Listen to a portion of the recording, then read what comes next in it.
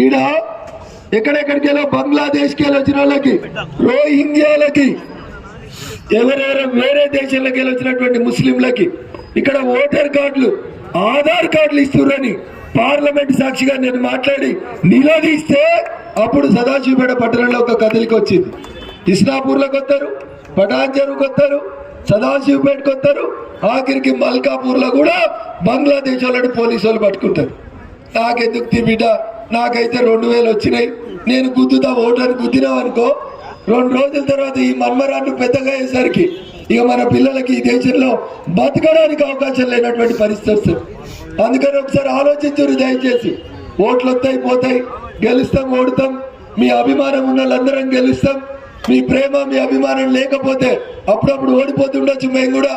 కానీ ఓడినా గెలిచినా మా ఊరు బాగుండాలి, నా దేశం బాగుండాలి, నా మతం బాగుండాలని కొట్లాడుతున్నటువంటి పార్టీ భారతీయ జనతా పార్టీ.